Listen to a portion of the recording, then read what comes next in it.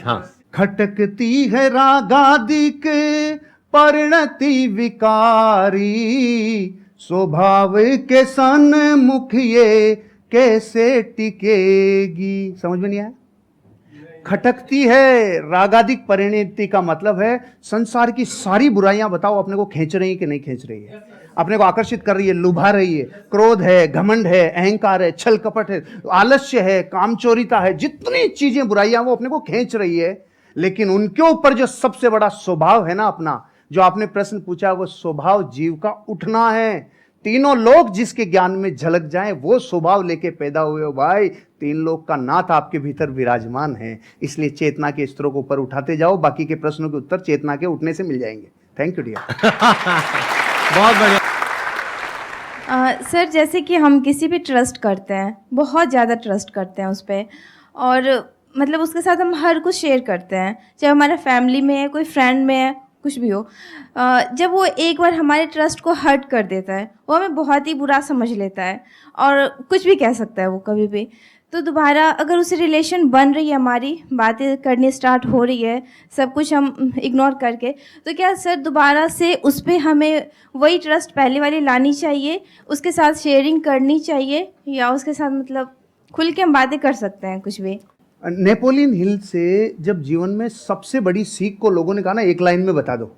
Napoleon वो व्यक्ति हैं जिन्होंने 25,000 से ज़्यादा लोगों के ऊपर कई वर्षों तक अध्ययन किया, और फिर एक व्यक्ति राजस्थानी मारवाड़ी गया, उन्होंने कहा साहब हमें पूरा ज्ञान नहीं चाहिए, एक लाइन में बता दो, एक लाइन में बता दो। तो उन्होंने पता है क्या बोला? डोंट टेक इट पर्सनली, दिल पे नहीं लेना, दिल पे नहीं लेना। क्योंकि रास्ते में तो स्क्रैच होंगे, हम इमोशनल हैं, हमारे स्क्रैच तो होंगे, लेकिन अगर दो लोगों को अर्धनग्न करके दौड़ा जाए, एक को तेल लगा के और एक को सूखा, तो मिट्टी ज्यादा कौन लाएगा?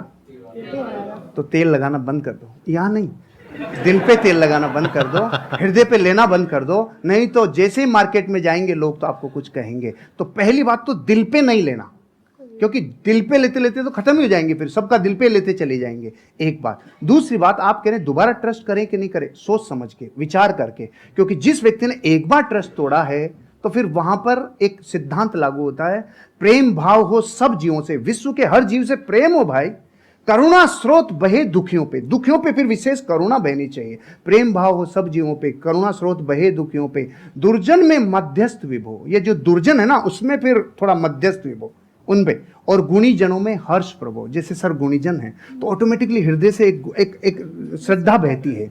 तो प्रेम भाव हो सब जीवों में, गुणी जनों में हर्ष प्रभो, करुणा स्रोत बहे दुखियों पे, दुर्जन में मध्यस्थ विभो।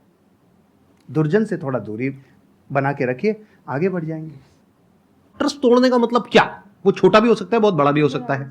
छोटा मतलब क्या कि आपको कहा कि हाँ हम यहाँ पर घूमने के लिए जाएंगे, और एंड टाइम पे उसने कह दिया नहीं जाएंगे, ये भी ट्रस्ट तोड़ना है।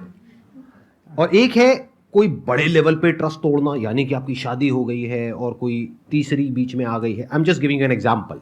या फिर उसने पैसा आपसे लिया बोल करके कि 15 दिन में दूंगा या दूंगी, और बहुत पैसा आपसे ले लिया जो आपने कहीं से अरेंज करके दिया, उसके बाद में आप उसको फोन कर रहे हो, फोन ही नहीं उठा रहा है 1 महीने तक, 2 महीने तक, एक आध बार ना उठाए तो हो सकता है कोई जेन्युइन प्रॉब्लम हो, बट आपको समझ आ गया उसकी नियत ही नहीं है पैसे वापस करने की।